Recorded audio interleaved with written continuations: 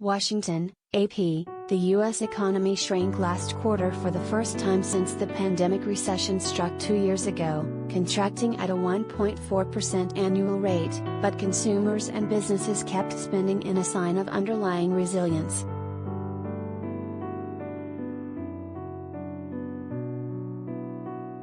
The steady spending suggested that the economy could keep expanding this year even though the Federal Reserve plans to raise rates aggressively to fight the inflation surge. The first quarter's growth was hampered mainly by a slower restocking of goods in stores and warehouses and by a sharp drop in exports.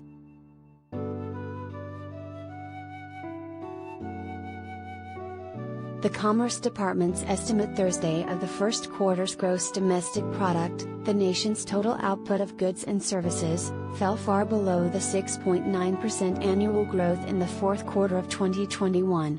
And for 2021 as a whole, the economy grew 5.7%, the highest calendar year expansion since 1984.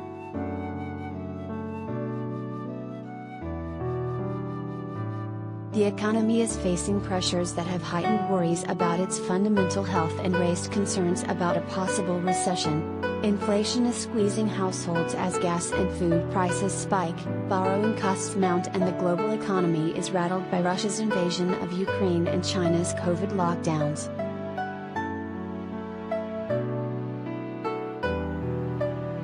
Still, the U.S. job market, the most important pillar of the economy, remains robust. And in the January to March quarter, businesses and consumers increased their spending at a 3.7% annual rate after adjusting for inflation.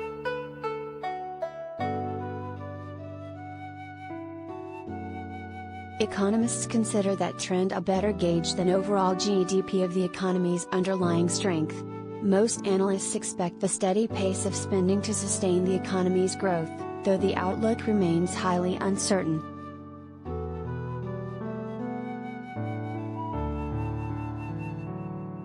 Last quarter's slowdown followed vigorous growth in the final quarter of 2021, driven by a surge in inventories as companies restocked in anticipation of holiday season spending. Businesses did continue rebuilding inventories last quarter, but they did so more slowly, hindering growth in the process.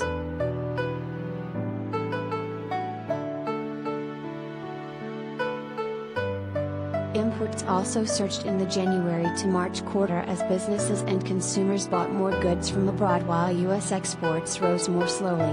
That disparity widened the trade deficit and subtracted from the quarter's growth.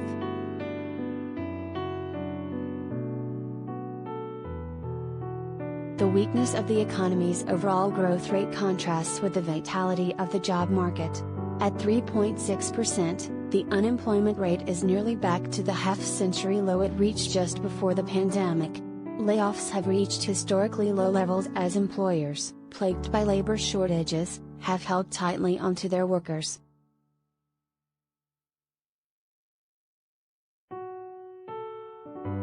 Wages are rising steadily as companies compete to attract and retain workers, a trend that has helped maintain consumers' ability to spend.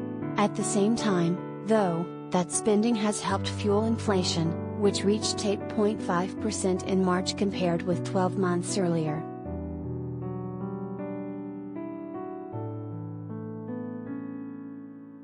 Fed Chair Jerome Powell has signaled a rapid series of rate increases to combat higher prices.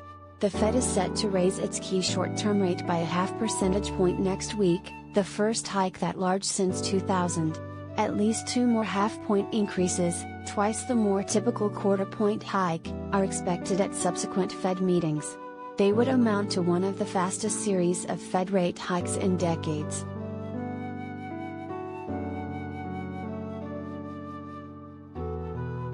Powell is betting that with job openings at near record levels, consumer spending healthy and unemployment unusually low, the Fed can slow the economy enough to tame inflation without causing a recession. Yet most economists are skeptical that the Fed can achieve that goal with inflation as high as it is.